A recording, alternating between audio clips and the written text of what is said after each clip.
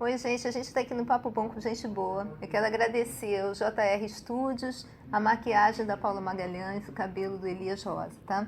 E o assunto de hoje vai ser um pouco sobre a preferência nacional brasileira, sem ser futebol, sem ser bunda, tá? Mas vai ser cerveja. Tem ao meu lado Gustavo Renha. Obrigada, Gustavo, que é um pinguço profissional, mas que se diz sommelier, mas no fundo ele é um pinguço profissional. Obrigada pela presença, Gustavo. E como é que começou essa história de você se tornar um provador? Bem, obrigado você, Martinha, pelo convite, um prazer estar aqui. Já te aviso logo que você conseguiu um problema, porque minha mãe vai ver o vídeo, ela vai brigar com Qual o você. nome dela? Dona Fátima. Dona Fátima, desculpa, tá? Pronto. E sou um sommelier de cerveja, me formei em 2012 lá na ABS, em São Paulo, com muito prazer, muito orgulho. Eu conheci esse mundo da cerveja artesanal em 2009, quando trabalhava como garçom lá em Niterói, sou de Niterói, e ali eu entendi, na época com 25 rotas de cervejas, entendi que aquilo era um nicho que veio para ficar, não era uma modinha, era uma tendência, as pessoas queriam entender, queriam consumir, queriam ter mais explicações e provar mais, e eu comecei a estudar sem parar, ler livros, as poucas coisas que a gente tinha acesso na época, publicações, etc., e em 2011 chegou esse curso no Brasil, em São Paulo, e fiquei apaixonado, juntando dinheiro, aquela coisa toda, e no ano seguinte fui para lá, e assim que me formei que voltei, sempre estudando, estudar é eterno, né, quando a gente gosta. Comecei a trabalhar em todos os nichos que existem da cerveja, que são vários. O sommelier de cerveja, ele atua como consultor de bar, de importadora, pode ajudar na imprensa, de certa forma, pode fazer várias coisas diferentes. E eu hoje atuo em várias áreas diferentes da cerveja. Eu dei uma pesquisada, que eu gosto sempre de ver um pouco o assunto que eu vou entrevistar, e eu estava vendo que essa coisa dos provadores vem da época medieval, quando o rapaz, a pessoa, protegia o rei provando a comida, a água, o vinho. E o que acontece? Você falou para mim que só esse ano você viajou para 10 países diferentes para provar as cervejas, né? Não para proteger nenhum, mas sim para estar aprofundando no seu conhecimento. E qual seria o país que mais despertou assim, seu interesse e por quê? Esse cara que você falou era exatamente o sommelier, né? O sommelier ele tinha esse papel de provar as coisas antes do rei para saber se tinha veneno ou não e tal. Hoje o sommelier ele é conhecido como um provador, como um profissional que além de provador é o cara que divulga a cultura, o sommelier de vinho do vinho, sommelier de cerveja, sommelier de água, de azeite, tem várias classes diferentes. E esse ano eu resolvi fazer esse monte de viagem. Em primeiro lugar, porque viajar é muito bom, né? Embora não seja fácil, não pense vocês que é fácil, não é. Mas viajar é muito bom. Estudar, quando você vai na fonte, sem dúvida, é diferente. Você tem acesso a informações privilegiadas, né? Então eu fui nos países que são referência de cervejas, de histórias, referência de cervejarias, de conceitos.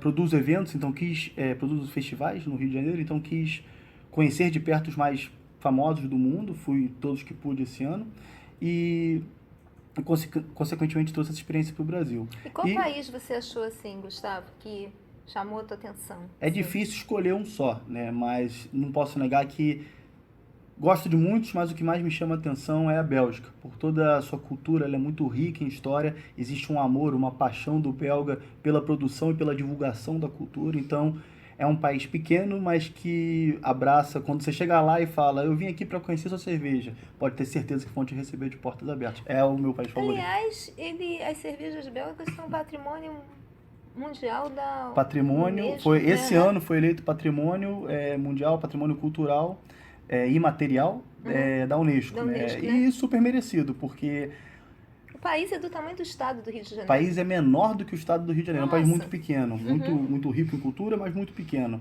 Né? Fica ali cercado de Quantas grandes bases países. de cerveja você sente que tem lá, assim? Você falou que até a gente conversou um pouco que é até normal um monge fazer cerveja, né? Assim, é uma coisa... É engraçado pelos vizinhos, né? Você tem a Bélgica pequenininha, a Alemanha do lado gigante, e a Alemanha também faz muita cerveja boa. O belga, quando você pega a história dele, que é uma longa história, desde de muitos anos atrás, estamos falando de 1000 anos de história, eles já produziam cerveja. E quem produzia cerveja naquela época eram exatamente os monges dentro das abadias, ou seja, os padres dentro das igrejas. Então, hoje é muito menor, hoje é mais difícil de se ver literalmente um padre com a mão na massa, mas você ainda encontra, né? Existem nichos dentro da Bélgica que ainda fazem, o próprio padre faz a cerveja. E existem parcerias entre igrejas e fábricas renomadas, que a fábrica faz a cerveja, vende com a chancela daquela igreja. Então, historicamente, é muito comum na Bélgica se associar a religião católica com a cerveja artesanal, a cerveja variada. E o belga ele é muito apaixonado, ele tem muito prazer em falar para você da gastronomia dele, consequentemente da cerveja, que é um braço da gastronomia. Então, na minha opinião, mais do que merecido foi essa premiação do patrimônio mundial imaterial da Unesco. Né? E quais são, assim, as regiões que são regiões, eu diria, assim, símbolos da cerveja? Referência. Assim, referências A do gente mundo. usa uma nomenclatura que a gente chama de escolas cervejeiras. Uhum. Por exemplo, você vai na Rússia, prova uma cerveja russa. Ah, é a escola russa de cerveja? Não, aquela cerveja que você bebeu na Rússia, ela é de algum estilo. Aquele estilo pertence a uma das 4 grandes escolas cervejeiras. São 4 escolas cervejeiras.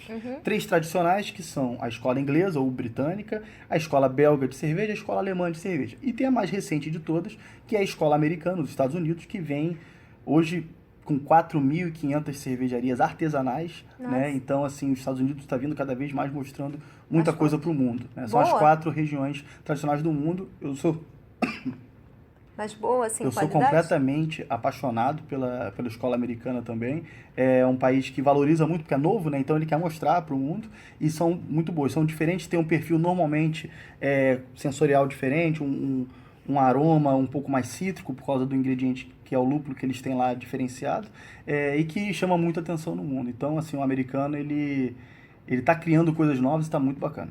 Na hora de você provar uma cerveja, eu ouvi dizer que tem copos diferentes. Sim. É isso, né? Você fez a gentileza até de trazer o copo, você pegou emprestado. É importante, faz né? parte do serviço e é a nossa função divulgar o serviço, correto. E aí eu vou pegar, a gente trouxe alguns... Tem mais que 4 copos? Ou são... Sim, tem mais, eu trouxe os 4 que conseguem explicar bem as diferenças principais.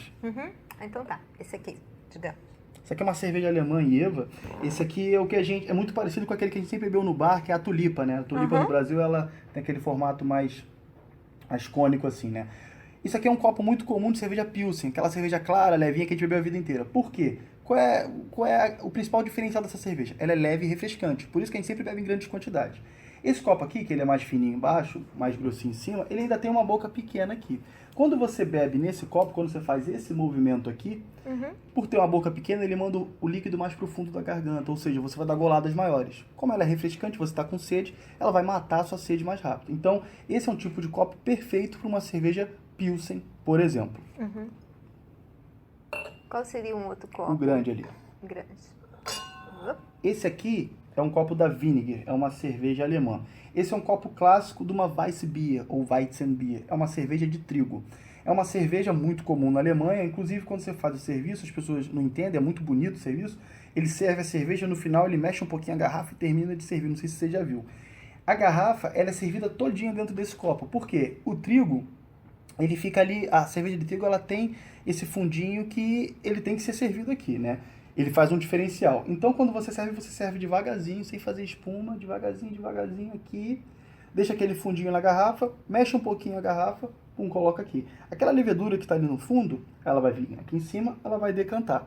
Toda vez que você for beber essa cerveja, vai fazer um formato muito parecido com a correia de bicicleta, de moto. Toda vez que você beber, o líquido, aquilo que está aqui, porque ele decantou. Aquela levedura que está aqui... O que decantar? Decantar, ela cai. Ah, né? tá. Ela foi servida aqui e ela vem caindo. Botou aqui na boca, ela vem para a boca. Serviu, botou de volta na mesa, ela vem. Então, cada vez que você faz esse movimento aqui, essa cerveja está sempre fazendo esse movimento. Então, por isso que o correto é você servir a cerveja inteira dentro desse copo. Porque do início ao fim, você vai beber ela de uma forma homogênea. Você vai beber ela da mesma forma. Maravilha. Tem esse Gostoso, lindo, olha. Olha só, amei esse, gente. Lembra que eu falei que a Bélgica é especial? Olha o capricho que eles têm. Em primeiro lugar, gosto é pessoal, mas é indiscutível que esse copo é lindo. Não vou falar qual que é o mais bonito, mas pra mim esse aqui é lindo. Isso já mostra um diferencial do belga, a preocupação dele. Por que você tem que beber cerveja? Você bebe o vinho numa taça linda e você bebe a cerveja num copo de plástico. Então, de cara, a cerveja tem que ser valorizada num copo bonito. As cervejas belgas, independente do estilo, do teor alcoólico, não importa, elas sempre chamam muita atenção do aroma. E esse copo aqui, antes de você beber, antes de fazer esse movimento, ele, pelo tamanho dele, por ser um copo bojudo, ele já está te obrigando a sentir o aroma da cerveja. Então, antes de beber, ela já está sendo prazerosa para você. E as cervejas belgas, na maioria, não todas, mas na maioria, elas são mais complexas, são até um pouco mais alcoólicas, na grande maioria. E se você beber um rápido, como numa tulipa, uma cerveja alcoólica, você não vai nem apreciar a cerveja, você não vai sentir o sabor dela. Fica bêbado também. Exato. Como esse copo aqui ele é bujudo, ele tá te obrigando a degustar, a beber devagar. Porque se você quiser virar, ele vai vazar, vai te sujar. Então esse copo ele te obriga a degustar a cerveja. Então a função dele é trazer, valorizar esse aroma da cerveja e degustar, sentir todos os sabores da cerveja de acordo com a temperatura aumentando. Entendi. Peraí, esse aqui ajudou. Esse aqui a gente chama de pint, é um clássico copo inglês. É o que eu chamo de cultural. Por quê? Cada estilo de cerveja tem um copo diferente. Quando você vai na Inglaterra e você entra naquele pub, aquele balcãozão de madeira, você tem vários estilos diferentes. Porter, stout, barley wine, não importa. Todo e qualquer cerveja que você beber lá, ele vai te servir nesse copo. A gente chama de pint. Tem o pint, que é desse tamanho, e o half pint, o meio pint, que é o mesmo formato, mas um pouco menor. Então esse aqui é um copo tradicional da escola inglesa, da escola britânica, que você vai encontrar na Irlanda, na Inglaterra. E tem esse formato bacana. Quando você chega lá e fala, o brasileiro, me vê um chopp, ele não entende o que está acontecendo. Me vê um pint, ele já sabe que você está pedindo uma cerveja. Olha, eu não sei quanto a vocês, mas eu já tô com vontade de tomar cerveja. Você Tô com trouxe sede cerveja? também. Ah, Se eu não viesse, você ia brigar comigo. Trouxe uma cerveja. Ah, beleza. Você não é pinguça, olha só. Peraí. Nossa, me lembra um espumante. É diferente, né? Não é o copo correto, mas é o que a gente tem. Essa aqui é a Umbu Brazilian Weiss, uma cerveja de uma cervejaria carioca, produzida em Minas, uma cervejaria cigana, com adição de umbu, que é uma frutinha brasileira, né? Então, você sentiu isso porque é uma frutinha ácida, é uma cerveja mais leve, é uma cerveja do estilo Berliner Weiss, ela tem essa característica de ser levinha, mais ácida, então algumas pessoas associam até a um espumante, até a um vinho branco, exatamente por essa acidez dela que não é comum. Para mim, ela é extremamente refrescante, é uma das cervejas que eu mais bebi esse ano, por isso escolhi essa para o nosso bate-papo. Espero que tenha gostado. Gustavo, eu te agradeço. Olha, o papo é ótimo, gente. Dá para um outro vídeo. É muito assunto interessante, né? Dentro Cerveja dessa bom. área de cerveja. E eu te peço uma mensagem final, né? Você está aqui. Hoje é o último vídeo do ano. Bacana. É com você. Obrigado pela honra. Imagina. Bem, primeiro agradecer a você pelo convite. Um prazer. Sempre é muito prazeroso falar de cerveja, divulgar a cultura. Queria agradecer ao Cerveja Social Clube, um bar muito bacana aqui da Tijuca, que me emprestou os copos para a gente poder falar sobre eles. E a minha mensagem ela é muito simples. Você que gosta de beber cerveja, deixa o preconceito de lado. Ah, bebi aquela cerveja, ela é horrível, nunca mais vou beber. Você bebeu aquela cerveja, que é de um estilo X, e você não gostou. Mas deixa o preconceito de lado, você não gostou daquela. Tem mais outros 200 estilos diferentes de cerveja para você provar. Então, não gostou de uma? Prova outra. Em algum momento vai ter alguma que você vai gostar. Então, a mensagem que eu deixo é, isso aqui faz parte da gastronomia, que tem história, tem cultura. Deixa o preconceito de lado, prova uma cerveja e vem brindar com a gente. É isso aí.